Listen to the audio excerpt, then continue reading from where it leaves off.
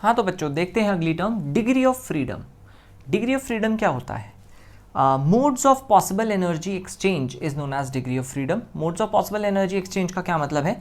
देखो जब भी मॉलिक्यूल मूव करता है तो वो किसी ना किसी तरीके से एनर्जी ट्रांसफर कर दे। जब किसी से टकराएगा तो कुछ एनर्जी ट्रांसफर वो करेगा, है ना। एक मॉलिक्यूल किस तरीके से मूव कर सकता है? एक तो ट्रांसलेशनल मूवमेंट कर सकता है ना, अलॉन्ग एक्स एक्सिस मूव कर रहा है इस तरीके से, या फिर अलॉन्ग वाई एक्सिस इस तरीके से मूव कर सकता है, या फिर अलॉन्ग द जेड एक्सिस यानी कि ऊपर की ओर मूव कर सकता है, एक्स वाई जेड तीनों डायरेक्शंस में मूव कर सकता है। तो ट्रांसलेशनल मोशन है ना, translational motion is movement of the entire molecule along the X Y और the Z axis. Rotational motion का मतलब होता है कि किसी भी मॉलिक्यूल का किसी एक एक्सिस के अबाउट रोटेट करना, रोटेशन, ठीक है। और वाइब्रेशन मतलब वाइब्रेशन की वजह से एनर्जी ट्रांसफर करना। ऑब्वियसली लोअर टेम्परेचर्स पे इसका उतना इंपैक्ट नहीं होता है, एनर्जी ट्रांसफर ज़्यादा नहीं हो पाता है लोअर टेम्परेचर्स पे। हाई टेम्परेचर्स पे ये इंपैक्टफुल होता है, लोअर टेम्परेचर्स में हम इसकी बात ही नहीं करते, ठीक है। तो मैंने जैसे कि आप देख रहे हो degree of freedom for a gas, monoatomic, diatomic, linear polyatomic, non linear polyatomic, हर एक के केस में ट्रांसलेशनल और रोटेशनल डिग्री ऑफ फ्रीडम की ही बात की है।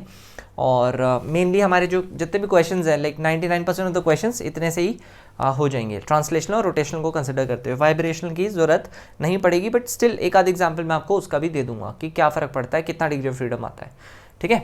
बात करते हैं मोनोटॉमिक पार्टिकल्स की। अगर मान लो कोई गैस मोनोटॉमिक है, जैसे कि हीलियम, नियॉन, हमारे नोबल गैसेस, वो सारी मोनोटॉमिक है, तो उनके लिए ट्रांसलेशनल और रोटेशनल डिग्री ऑफ फ्रीडम कैसे निकालेंगे, है ना। इसको समझने का एक तरीका बता रहा हूँ मैं, देखना। सपोज एक छोटा सा गोला है ना, गोला एक्स एक्सिस पे मूव करेगा, किसी और गोले से टकराएगा, वाई एक्सिस पे मूव करेगा, टकराएगा, जेड एक्सिस पे मूव करेगा, टकराएगा, किसी और से टकरा सकता है, ठीक है। जैसे मतलब तीनों डायरेक्शंस में जाके वो किसी ना किसी से टकराएगा। तो इसके लिए इसका जो ट्रांसलेशनल डिग्री ऑफ फ्रीडम है वो बोला जाता है 3। अच्छा, मान लो एक पॉइंट साइज का पार्टिकल है ना, एक स्फेरिकल पार्टिकल है, उसको अगर मैं रोटेट करूँ, सपोज ऐसे रोटेट करूँ, ऐसे, है ना, ऐसे ऐसे रोटेट करूँ, तो क्या ये अपनी पोजीशन छोड़ रहा है?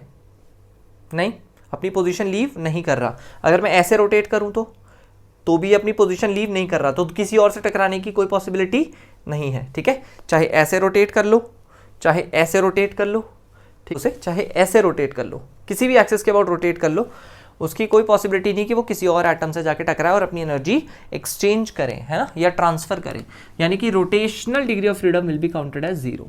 अगर पॉसिबिलिटी होती, वो अपनी पोजीशन छोड़ रहा होता, तो हम उसे एक एज अ पॉसिबिलिटी मानते। तो हमने देखा कि एक्स एक्सिस, वाई एक्सिस और जेड एक्सिस किसी की भी अलॉन्ग देख लो, रोटेशनल वाइज कोई वो अपनी एनर्जी ट्रांसफर नहीं कर सकता, क्योंकि अपनी पोजीशन छोड़ ही नहीं रहा वो, ठीक है। बात करते हैं डायटॉमिक और लीनियर पॉलीटॉमिक की। डायटॉमिक गैसेस जैसे N2O2 है ना, ये हो गई डायटॉमिक गैसेस हो गई। लीनियर पॉलीटॉमिक मतलब जैसे कि केमिकल बॉन्डिंग का यूज़ पड़ेगा यहाँ पे, जैसे CO2 का लीनियर ज्योमेट्री होता है, तो उनके केस में ट्रांसलेशनल तो देखो बेटा हमेशा ही 3 रहेंगे, क्योंकि अगर वो मूव कर रहा है एक्स एक्सिस, वाई एक्सिस और जेड एक्सिस के अबाउट, तो हर बार एनर्जी ट्रांसफर होगी किसी ना किसी से टकराएगा। रोटेशनल की अगर मैं बात करूं तो ध्यान से देखना, ये सपोज इमेजिन करो यहाँ पे एक एटम है, यहाँ पे एक एटम है, ठीक है।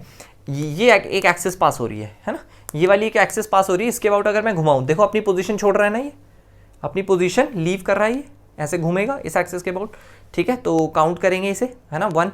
अगर मान लो ऐसी वाली एक्सिस होती, इसके अबाउट घुमाऊँ मैं, हाँ भाई घूम रहा है, बहुत बढ़िया, तो घूमेगा, अपनी पोजीशन छोड़ रहा है, ठीक है, तो ये वाली भी काउंट होएगी 2।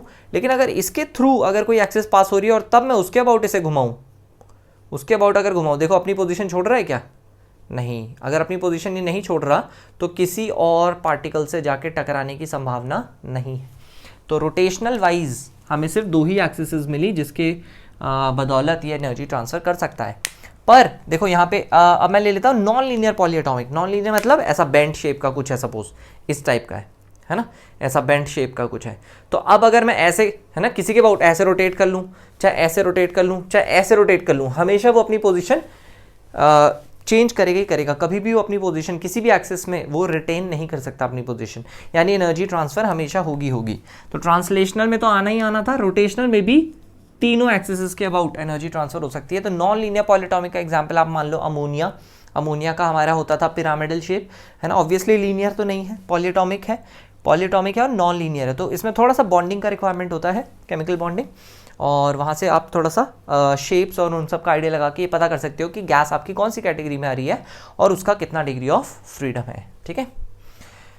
तो मोस्टली आपका काम इन्हीं से हो जाएगा। वाइब्रेशन डिग्री ऑफ फ्रीडम कितना होता है, नॉन लीनियर लीनियर के केस में कैसे लेते हैं, ये हम देख लेंगे नेक्स्ट वीडियो में।